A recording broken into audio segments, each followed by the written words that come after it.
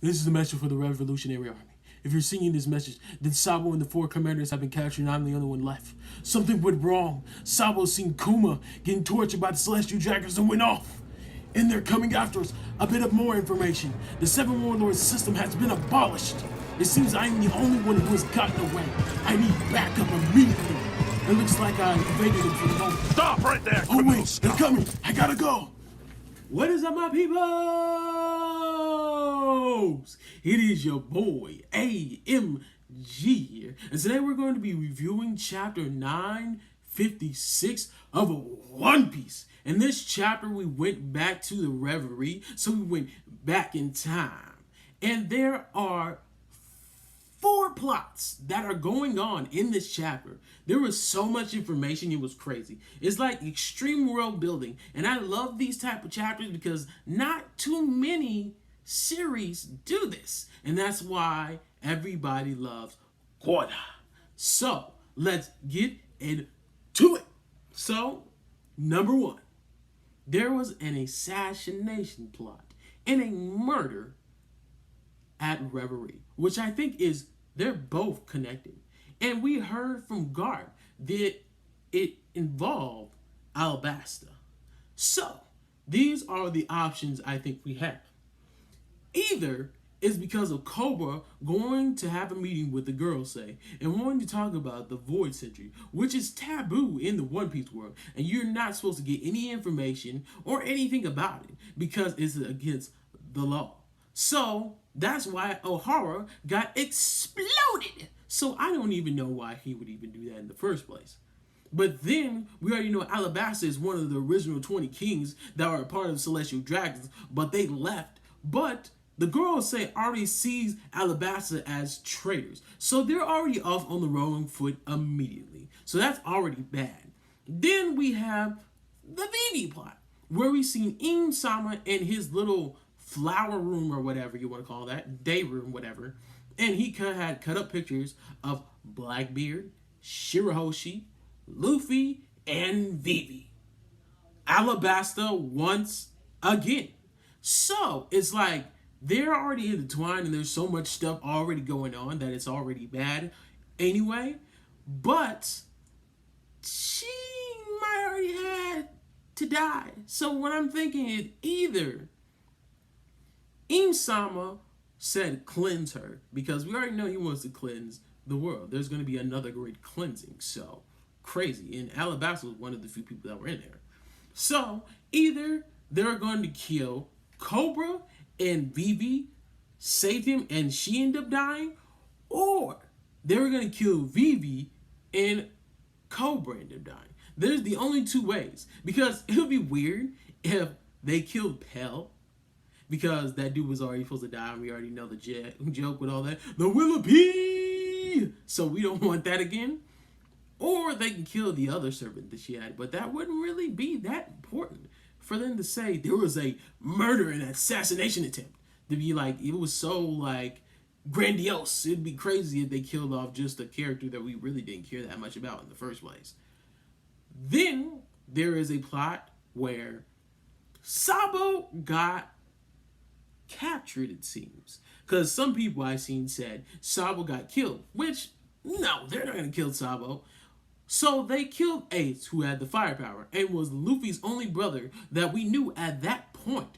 Then they come over and they give Sabo's long lost brother that they thought who died, then they give him the firepower as well, and then he dies too by the government as well. That's like that's awfully redundant. And for me, from my standpoint, that would be horrible writing. So I highly doubt they did it that way. It doesn't make that much sense to me.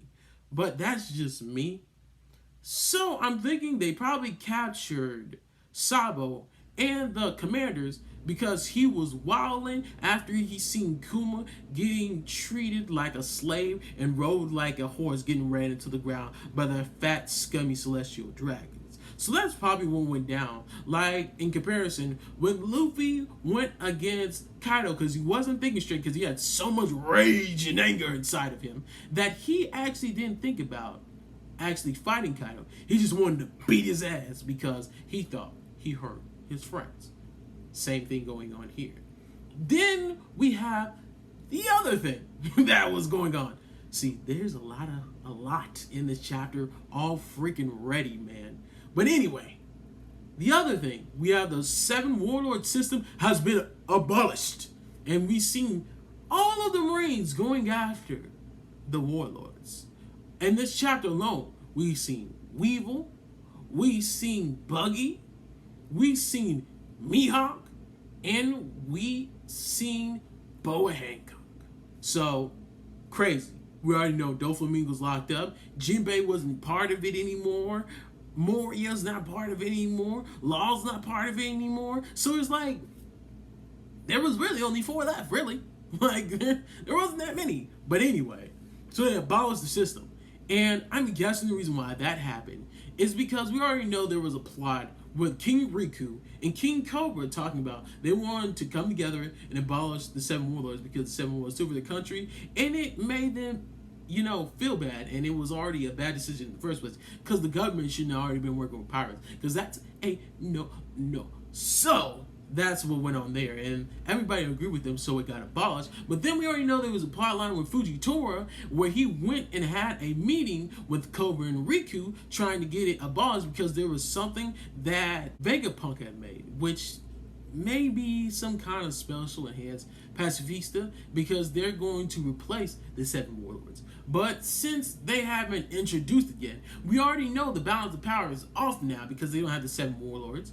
We already know that Whitebeard is gone. Then we have a very chaotic Yonko and Blackbeard, and Big Mom and Kaido have gotten together, and the Marines have found out. So there's so much stuff going on, and the world's so out of whack that they can't even deal with all the stuff that's happening. They don't even have enough Marines to cover the whole area. And then something else we found about in this chapter.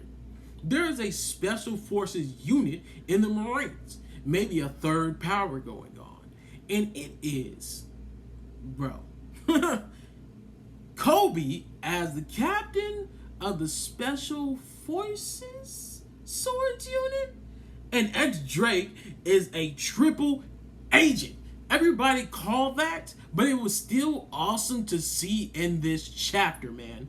We seen that he was a regular pirate, but then he went on to become part of Kaido's crew, but then really he's investigating for the Marines. Because look, his dad was a Marine, then he became a pirate, then Drake became a Marine, then he became a pirate, supposedly, and then now we find out he's actually a Marine. That's crazy. So it makes me think, Aokiji, are you the commander of this outfit? Is what I want to know, because you kind of seem to be doing a little bit of espionage yourself. So, is this how you're gonna come back into play in the story? Are you part of the Special Forces unit? Is that you too? Are you the commanding officer over there? Because the biggest task you need to look over would be Blackbeard, because he's the biggest threat to the world. Because we've seen he has got 2 devil fruits. So,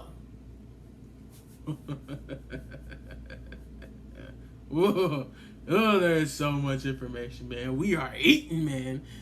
I can't wait to see what happens next chapter, man. Oh my God. And we ain't on break, so it's about to heat up.